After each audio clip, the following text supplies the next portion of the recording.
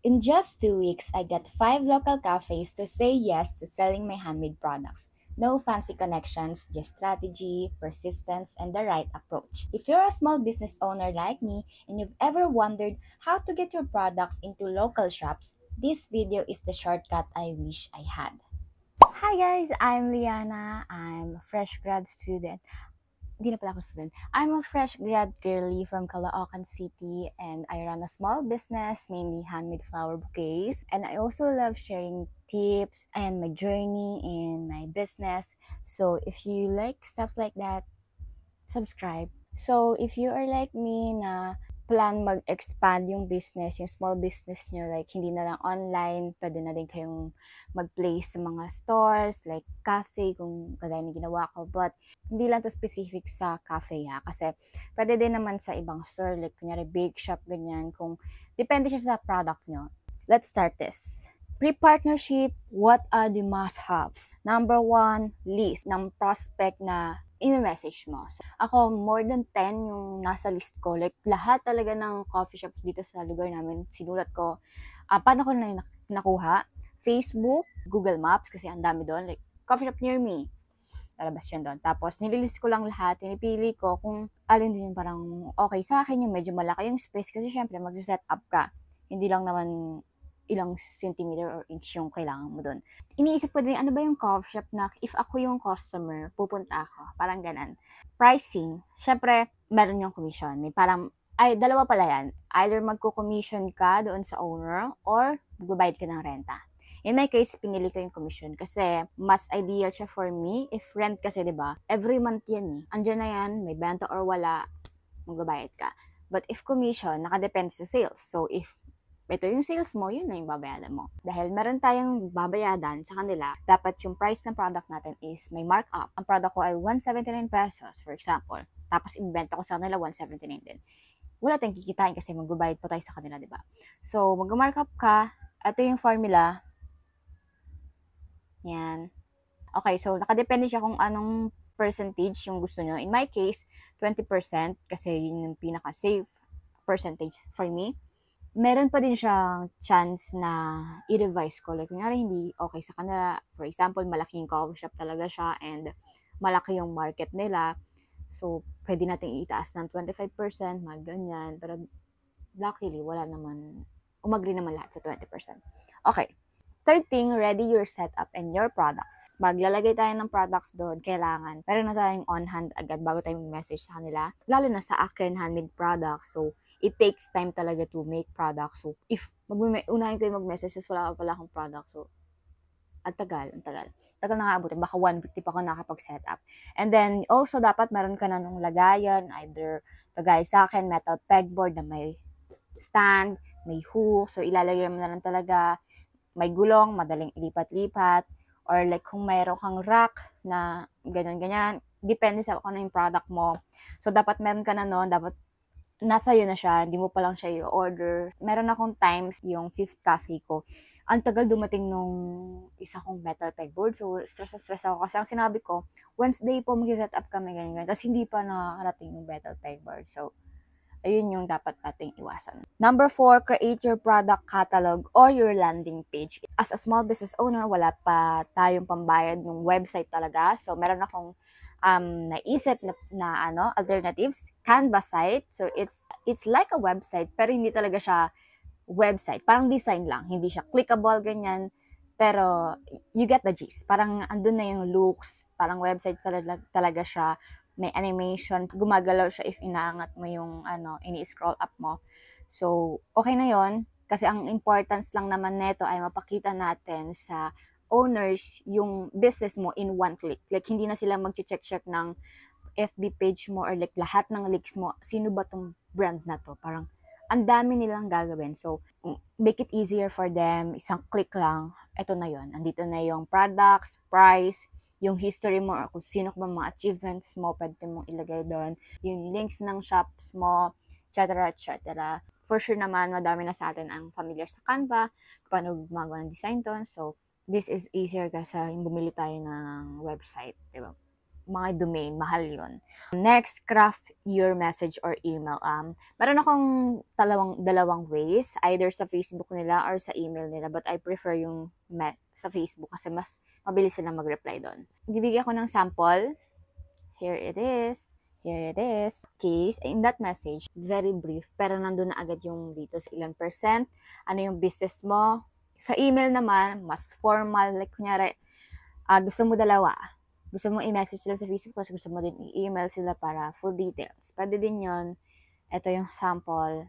Yan, binigay ko yung details, kung ano ba yung business ko, who are we, parang, kami yung products po namin ay gawa ng buong neighborhood. By supporting us, hindi lang ang dreams ko ang sinusupport niya, but all of our dreams. Parang ganun. Alam mo yun, parang paganda sa brand mo. But don't lie, syempre. Dapat kung ano pa rin yung totoo, yun pa rin yung sasabihin. Create one na mayroong andun yung mga strengths mo. Tipong walang reason yung owners na mag-say no. Ganun. And then, start messaging. So, di ba mayroon ka ng prospect list? I advise na minimum at 5 muna sa day 1 mo para ma-check mo if yung message mo ba is okay sa kanila. Pag may nag-reply, if wala talaga totally lahat, tapos day 2 ka na, tapos wala pa rin nag-reply, then review mo yung message mo, baka may something wrong with that or like kung meron ka pang may improve. So, ganun yung ginawa ko. Hindi ko agad minessage lahat-lahat kasi tinetest ko muna kung okay ba yung na-craft kong message. Tapos, pag may mga nagre-reply, and then, message ulit ako. Kasi, ibig sabihin, nag-work yung una kong message, yung una kong gawa. I-expect nyo na agad na wala agad mag-reply sa unang chat nyo. Kasi, syempre, mga business owners yan.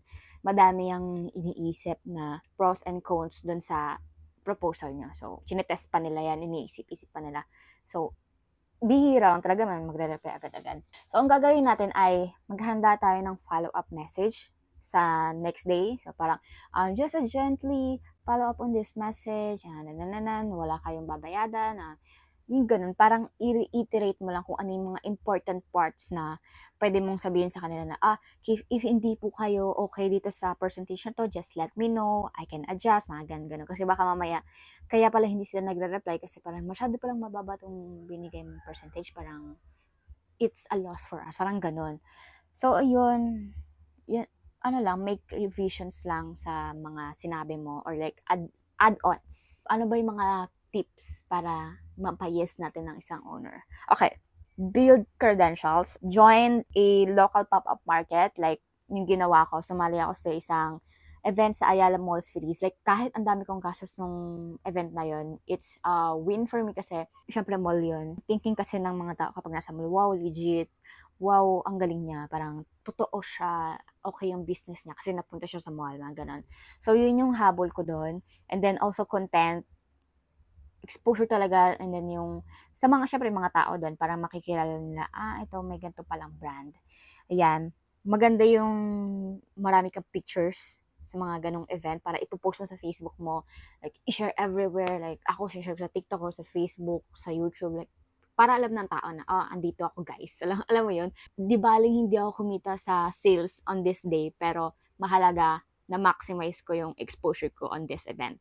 So, which definitely work kasi I think yun yung one of the reason kung bakit yes yung first ever kong coffee partner kasi parang, nakita niya ako sa mall. So, okay, that's a win. Pag may mga other achievements pa kayo sa business niya, like, kunyari na-feature kayo on this local news or like TV station, like, ano niyan, o kaya may parang personality or like YouTuber, influencer, mga na bumili sa product mo, tapos na-feature sila, i-pin-post mo yon, or like kung BIR or NDTI registered ka, i-pin-post mo yun. Lahat ng mga you think achievement ng business mo na maganda sa image mo, like sa brand mo, pin-post them. Okay? Para pag in-stock ka ng mga brands, like kapag dinouble check na nila yung nasa catalog or like yung landing page mo, makikita nila na nagsasabi siya ng totoo. Nandito siya sa mall. Nandito siya, feature siya, mga ganon. So, yun.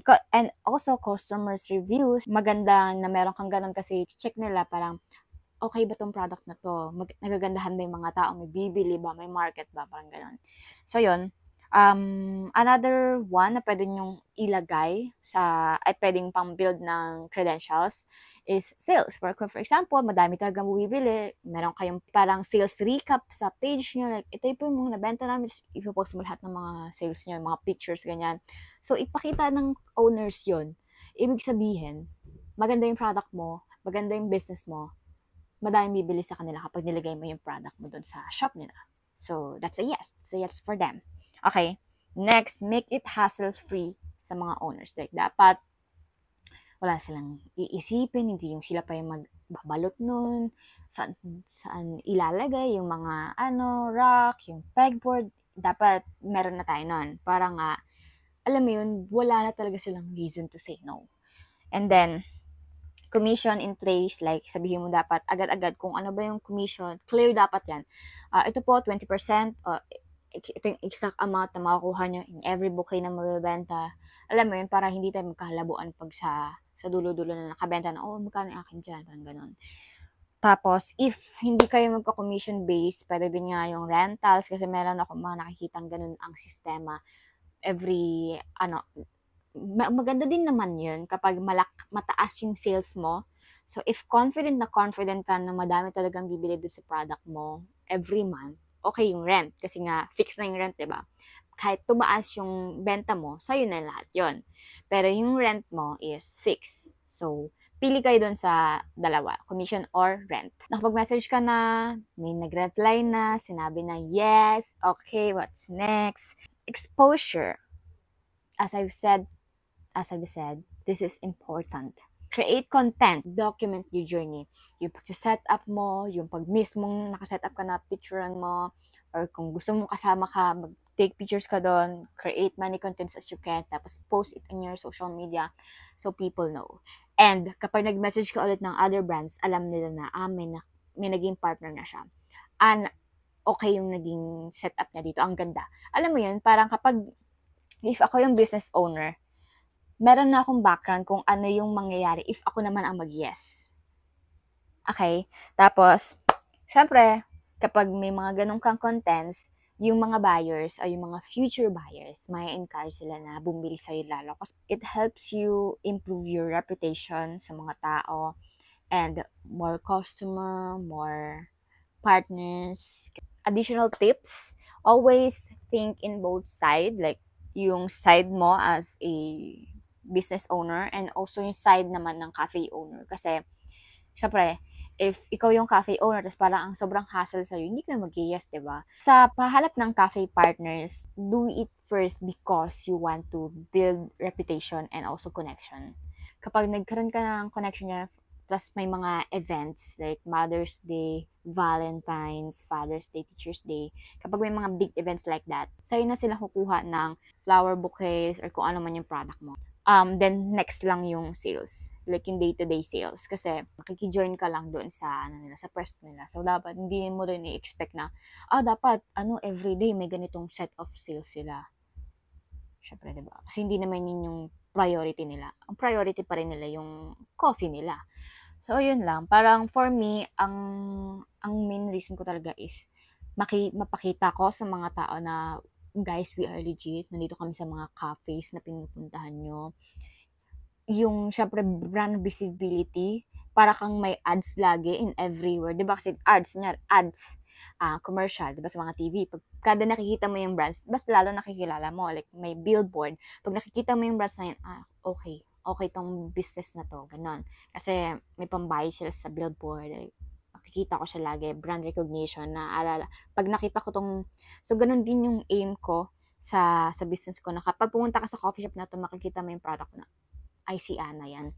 I see, yan, Made with Liana yan. Alam ko na yung design niya. Tapos pag nagpunta ka, nandito ulit siya, ang galing naman niya. See. Ganun yung, ganun yung naisip ko kung bakit ako brand collab sa kanila.